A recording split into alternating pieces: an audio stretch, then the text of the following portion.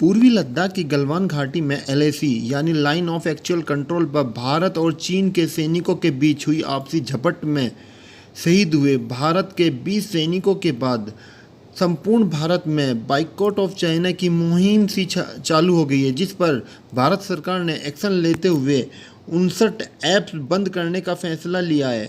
इन apps में लोकप्रिय platform TikTok, WeChat और अलीबाबा ग्रुप्स का यूसी ब्राउज़र भी शामिल है।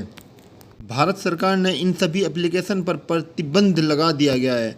टिकटॉक के भारत में 30 करोड़ यूज़र्स हैं, जबकि लाइक के 18 करोड़, हेलो के 13 करोड़ और यूसी ब्राउज़र और शेयर इट के 12 करोड़ यूज़र्स हैं।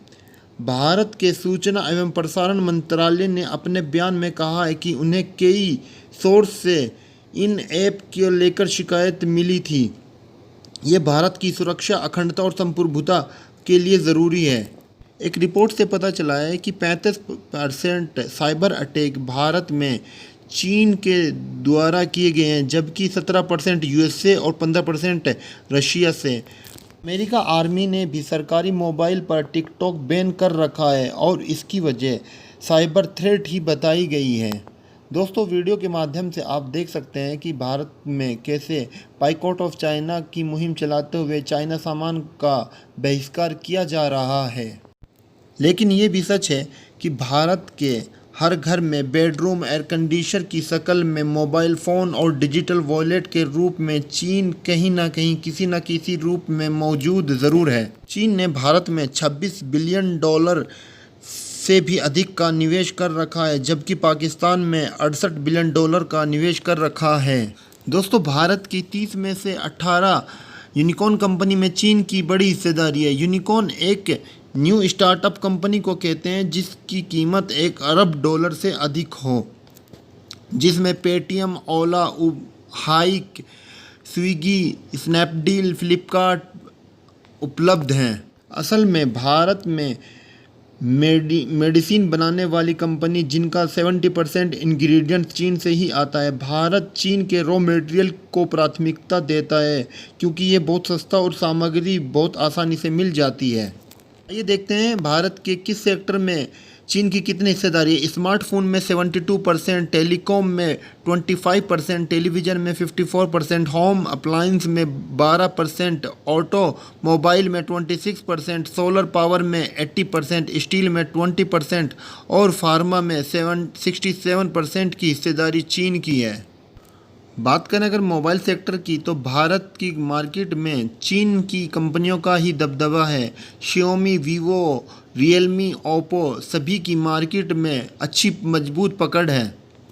भारत चीन से इलेक्ट्रॉनिक सामान, कार्बनिक रसायन, उर्वरक, परमाणु रिएक्टर, प्लास्टिक सामान और लोहे का एवं इस्पात के सामान का आयात करता है।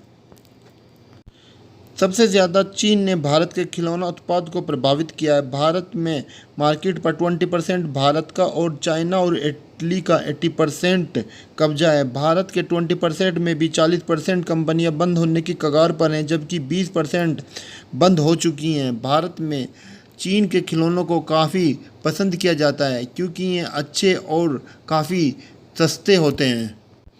WTO के नियमों के कारण भारत चीन के सामान पर पूर्ण रूप से रोक नहीं लगा सकता, लेकिन भारत सरकार चीनी सामान पर एंटी डंपिंग ड्यूटी ज़रूर लगा सकती है। यह एक प्रकार का शुल्क होता है जिससे चीनी सामान की कीमतें भारत में बढ़ जाएंगी। लेकिन ये सत्य है कि भारतीय लोग आज़ाद हैं। वो चाहे तो चीन के सामान को भारत में घुसने न दें, वो उसको ना खरीद कर इसका बहिष्कार कर सकते हैं। लेकिन ये सत्य है कि हम भारतीय लोग चीनी सामान का बहिष्कार कर उसको रोक सकते हैं। हम लोगों को think globally and act locally की विचारधारा अपनानी होगी। USA department of defence document ने एक लिस्ट जारी की है जिसमें 20 चाइनीज़ कंपनियों की लिंक चाइनीज़ मिलिट्री से जुड़े होने की पुष्टि की है।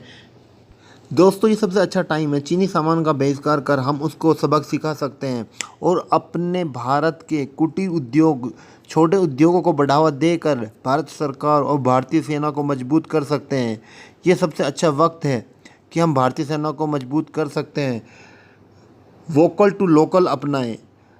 दोस्तों, ये वीडियो आपको कैसी लगी कमेंट करके ज़रूर बताएं। और हाँ, आप कौन कौन से चीनी सामान का बहिष्कार कर सकते हैं ये भी ज़रूर बताएं। धन्यवाद।